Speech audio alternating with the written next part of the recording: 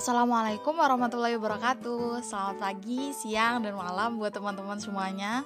Kami dari kelompok 5 kelas THP 4A dari jurusan Teknologi Hasil Pertanian, Fakultas Teknologi Pertanian, Universitas Jember akan membagikan sedikit informasi nih mengenai salah satu komponen gizi manusia, yaitu protein.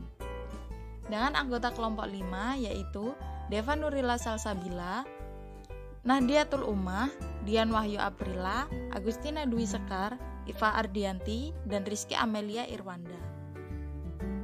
Nah, sebenarnya apa sih protein itu? Protein merupakan senyawa makromolekul yang tersusun atas rantai asam amino dan terhubung dengan ikatan peptida. Protein termasuk dalam senyawa makromolekul karena protein banyak dibutuhkan oleh tubuh. Jumlah protein di tubuh terbanyak kedua loh setelah air. Sifat protein yaitu tidak tahan panas dan mudah terdenaturasi. Apa sih denaturasi? Denaturasi merupakan proses terpecahnya protein yang akan menghilangkan struktur dan fungsi protein. Protein akan menghasilkan energi sebanyak 4 kalori per gramnya. Protein banyak terletak pada otot dan tulang. Nah, protein menurut klasifikasinya dibagi menjadi 3, yaitu protein bentuk serabut adalah protein yang berbentuk panjang dan paralel dengan beberapa ikatan silang. Protein ini bersifat kuat dan elastis, contohnya kolagen, keratin, aktin, dan miosin. Selanjutnya, protein globular merupakan protein yang sangat besar dengan struktur tersier dan kuaterner kompleks yang saling bergabung serta berlipat membentuk bulatan. Protein ini mudah larut dalam air, contohnya albumin, insulin, dan enzim. Terakhir, ada protein konjugasi, yaitu protein yang terikat pada gugus prostetik, contohnya glikoprotein, lipoprotein, hemoprotein, fosfoprotein, dan metaloprotein. Selanjutnya yaitu penyusun protein. Protein tersusun atas asam amino. Asam amino adalah senyawa yang mengikat gugus karboksil, gugus amina, dan gugus R. Asam amino terbagi menjadi 2, yaitu asam amino esensial dan asam amino non-esensial. Asam amino esensial adalah asam amino yang diperlukan untuk pertumbuhan dan pemeliharaan jaringan tubuh, namun tidak dapat disintesis oleh tubuh. Contohnya valin, arginin, triptofan, treonin, lisin, dan lain-lain. Sedangkan asam amino non-esensial merupakan asam amino yang diperlukan untuk pertumbuhan dan pemeliharaan jaringan tubuh, namun tubuh mampu mensintesisnya sendiri. Contohnya alanin, sitrulin, sistin, glisin, dan lain-lain. Klasifikasi protein. Protein diklasifikasikan menjadi 2, yaitu berdasarkan nilai gizi dan berdasarkan struktur kimianya. Berdasarkan nilai gizi, protein dibagi menjadi 2, yaitu protein lengkap dan protein tidak lengkap. Protein lengkap merupakan protein yang mengandung seluruh asam amino esensial dalam kadar yang tepat dibutuhkan oleh tubuh untuk mendukung pertumbuhan dan pemeliharaan jaringan. Contohnya, protein hewani yang mengandung asam amino esensial lengkap, kecuali gelatin. Contoh bahan pangan mengandung protein lengkap yaitu susu dan telur. Sedangkan protein tidak lengkap merupakan protein yang tidak mengandung seluruh asam amino esensial dalam kadar yang tepat dibutuhkan oleh tubuh untuk mendukung pertumbuhan dan pemeliharaan jaringan.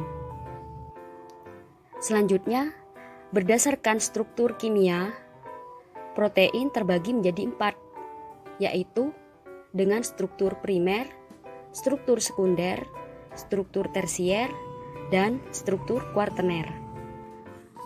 Protein struktur primer merupakan protein dengan urutan asam amino penyusun protein yang dihubungkan melalui ikatan peptida atau amida.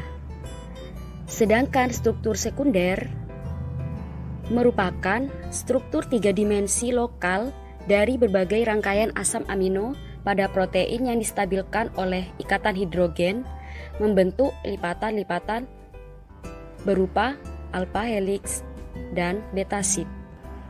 Kemudian untuk struktur tersier merupakan protein dengan struktur yang ditentukan oleh ikatan tambahan antara gugus R pada asam-asam amino yang memberi bentuk 3 dimensi sehingga membentuk struktur kompak dan padat dalam suatu protein. Sedangkan struktur kuartener merupakan protein dengan susunan kompleks yang terdiri dari 2 rantai polipeptida atau lebih, di mana setiap rantainya bersama dengan struktur primer, sekunder, tersier membentuk satu molekul protein yang besar dan aktif secara biologis.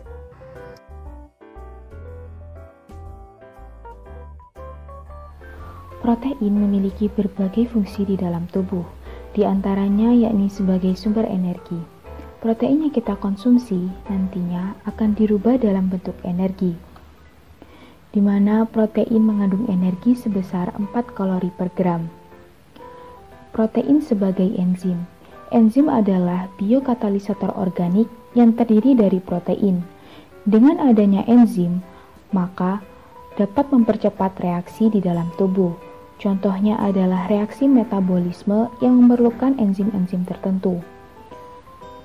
Yang ketiga, yakni protein sebagai antibodi. Antibodi atau imunoglobin adalah protein berbentuk Y yang diproduksi oleh sistem imun tubuh ketika terdeteksi adanya benda asing seperti virus. Protein juga berfungsi sebagai pengganti sel-sel yang rusak dan medium perambatan saraf. Protein juga berfungsi dalam pengaturan pergerakan yang dilakukan oleh protein penyusun otot. Protein juga berfungsi sebagai alat pengangkut di mana hanya jenis protein tertentu, yakni jenis protein hemoglobin, mioglobin, dan transferin. Metabolisme protein. Protein dalam makanan dicerna oleh lambung dan usus menjadi asam amino dan dibawa oleh darah ke hati. Sebagian asam amino diambil oleh hati dan protein di dalam sel tubuh dibentuk dari asam amino. Jika ada kelebihan asam amino dari jumlah yang dibutuhkan oleh tubuh, digunakan untuk biosintesis. Sumber protein dibagi menjadi 2 macam, yaitu sumber protein hewani dan sumber protein nabati. Sumber protein hewani ini berasal dari ikan, hasil laut seperti udang, lobster, dan lainnya, daging unggas, telur, serta susu. Sedangkan pada sumber protein nabati ini berasal dari jamur, padi-padian, dan kacang-kacangan atau serealia. Kebutuhan protein setiap manusia berbeda. Misalnya saja pada orang dewasa memerlukan 1 gram protein per kilo BB per hari, sedangkan pada anak usia 0 hingga 1 tahun memerlukan 2,5 gram protein, usia 2 hingga 13 tahun 1,5 hingga 2 gram, dan anak remaja memerlukan 1 hingga 1,5 gram protein per kilo BB per hari. Terus kalau tubuh kita kekurangan protein, kira-kira apa ya dampaknya? Begini kira-kira dampaknya.